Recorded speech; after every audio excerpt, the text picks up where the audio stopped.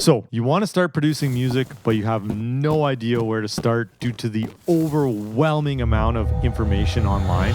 Well, today you're in luck because I'm going to show you the exact gear you'll need to get started on your music production journey. And the best part of it all, it's super affordable. So let's get right into it. Number one, you'll need a computer that can handle the larger demands of your music production software. If you already have a laptop or desktop computer, I'd recommend just using what you have unless it's absolute garbage and can't handle the software. If you want to upgrade, you don't need anything too crazy at this point in your journey. So whether you go with Mac or PC, I'd recommend getting something with a minimum of 16 gigabytes of RAM, 250 gigabytes of storage, and also make sure it has all the correct ports for the equipment you're using. If it doesn't have the correct ports, just make sure there's an available adapter. Here's one of the ones I use, for example, for my Mac. Try not to overthink this too much. Most Macs and PCs with the specs I just mentioned will be able to handle your beginner projects. For Mac, the best budget option would be the Mac Mini. This has 16 gigabytes of RAM, 256 gigabytes of storage. It also has the newest M4 chip, and the price is only $799 Canadian. This is actually a really powerful computer for that price point. I'm not a big PC guy, but after a bit of research, the Geekcom Mini IT13 PC has 32 gigabytes of RAM, 1 terabyte of storage, and an i7 processor. This comes in at $899 Canadian, so it looks like this is a solid option as well for PC users. Both these computers will be able to handle some larger projects, so as you progress and your projects get larger, you likely won't have to upgrade. So these are two really good starter computers. You can also look into refurbished or used computers for even cheaper, but this is a really good starting point. Number two, you'll need a digital audio workstation, or DAW as I will call it. For those of you who may not know what a DAW is, this is the software used for recording, producing, mixing, and mastering. It's an essential part of producing music, so you'll want to find one that works best for your needs. I work with Logic Pro X, mainly because I'm a Mac user and I grew up playing around on GarageBand. Logic has a very similar user interface to GarageBand, so it was very easy for me to get started. I messed around on Pro Tools, FL Studio, Ableton in the past, but Logic has always been my favorite.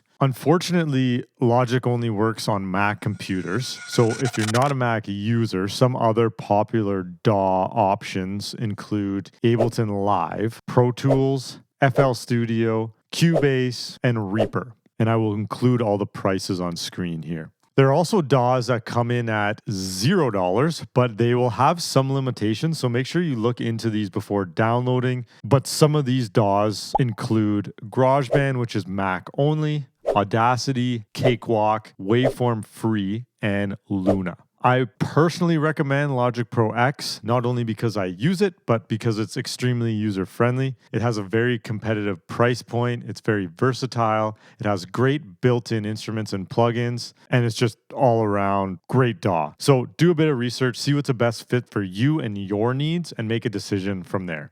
Number three, you'll need an audio interface. So for those of you who may not know what that is, an audio interface acts as the bridge between your audio and your computer. You'll plug it into your computer, and this allows you to plug in your guitar, your microphone, your instruments, and some studio monitors so you can record directly into your DAW and hear everything through something other than your laptop speakers. It will also be a much higher quality than your computer's sound card. I use a Focusrite Claret 8 Pre, only due to the fact that I need more inputs for recording drums. But if you're just starting out, you won't need this. For beginners, I would just recommend the Focusrite Scarlett 2i2. You can get this for $189 Canadian. This gives you 2 inputs, quarter inch or XLR, so you can plug in a microphone and an instrument at the same time. I think the price point versus the sound quality is amazing here. You're getting a great interface for such an affordable price. I used it for years and haven't had any issues with it. Other great interfaces to check out are the Universal Audio Apollo Twin X, PreSonus Studio 26C, and the Audient ID14. So do some research, check them out, see what works for you and your budget.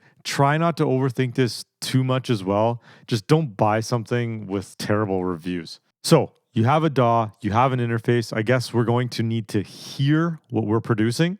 So number 4, you'll need some studio monitors. For monitors, I use the KRK Rocket 5s. I also have a KRK 10S subwoofer. You don't need a subwoofer at this point in the game. The Rocket 5s don't have an amazing low end, but if you wanted more low end, you can buy the Rocket 8s for a couple hundred more bucks. The Rocket 5s go for $420 Canadian for the pair. They're honestly a great beginner set of monitors for a number of reasons. They're affordable. They have a flat and accurate frequency response. They're compact. The sound quality is excellent, and it has an extremely high quality build. Plus, they look super cool in your studio with the yellow cones. All around, great value for your money. Some other monitors to check out are Yamaha HS5s, M Audio BX5s, and PreSonus Aris 3.5. Once again, research what's best for you. These are just my recommendations. Next, we need to get some recording going on. So I guess you will need a microphone for this. For my mic, I use the Audio-Technica AT2020. I've used this for years and absolutely love it. It's an extremely versatile microphone. It works amazing for guitar, vocals, banjo, mandolin, harmonica, podcast, you name it. Whatever you'd like to record, it's going to sound amazing. At this point in your journey, you don't need a million mics and you don't need expensive mics. All you need is something that's versatile and high quality for the value, and the AT2020 is both of those things. For $135 Canadian, you're getting a steal of a deal. If you're struggling with a poor acoustically treated room and you're hearing some room noise and reverb on your vocals, the Shure SM7B is another great option. It's a little bit pricier at $539, but you'll likely eliminate a lot of the room noise due to the fact that it's a dynamic microphone, and it won't be as sensitive as the AT2020 condenser mic. Couple other great options for microphones are the Rode NT1. Again, do a bit of research here as well, but these are all great recommendations to get you started. So to record all these instruments and vocals, you'll need some headphones to hear yourself while you record. Unfortunately, you can't blast your music on your monitors while you record because it will bleed into the microphone and sound horrible. So you'll need a good pair of studio headphones. The headphones I use are the Audio-Technica AT-HMSR7NC. Bit of a ridiculous name, but I would like to upgrade these soon. These aren't actually available anymore, but there are some good affordable alternatives. The Audio-Technica AT-M50X and the Beyerdynamic DT770s. From what I've researched, both headphones are great for tracking and mixing. Sometimes you'll get headphones that boost certain frequencies.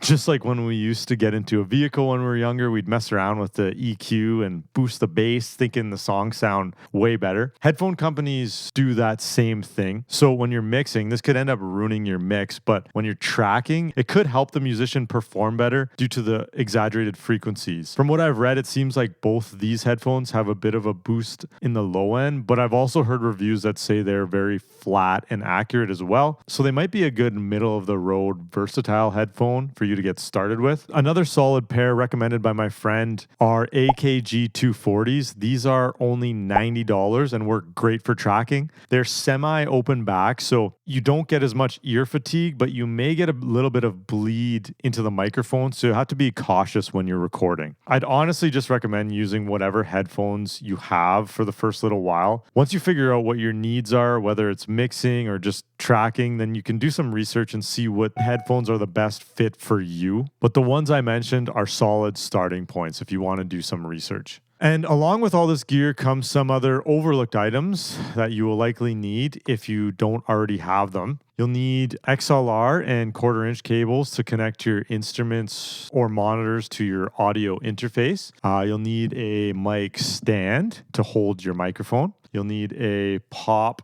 filter to filter out those harsh sounds. And of course, if you don't already have some, you'll need some instruments. So with everything added up, the total budget comes to $1,941 Canadian or 1,343 USD.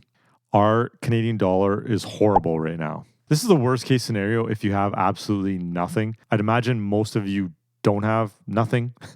I'm sure you already have, at a bare minimum, a computer and headphones. And I'd recommend just using what you have to get started and upgrade as you start to get serious with producing. Yes, it's a bit of money, but if this is a hobby that you'd like to start, unfortunately, hobbies cost money. I have friends that hunt, fish, golf, ski, camp. It all costs money. And unfortunately, this hobby will as well. The good thing though, once you spend the money to get started, you likely won't have to spend too much more money to keep it going. Sometimes we just need to invest in ourselves. We only get one life on this planet. And if we're going to live it avoiding things because we're afraid it costs too much money, then we're probably not going to live a fulfilling life. Obviously, don't go on a spending spree and buy everything you ever wanted, but every once in a while, we need to splurge and spend some money on ourselves because we all deserve it. And if you're watching this video, obviously you're interested in starting music production, so maybe this is your sign to get started. Anyways, that's it for this video. I'd love to know in the comments what gear everyone used to get started. It would be really cool to get some discussions going on, what worked, what didn't work. And if you haven't already, hit that subscribe button and I promise to bring you more valuable videos just like this one. Thank you so much for watching and I'll see you in the next video.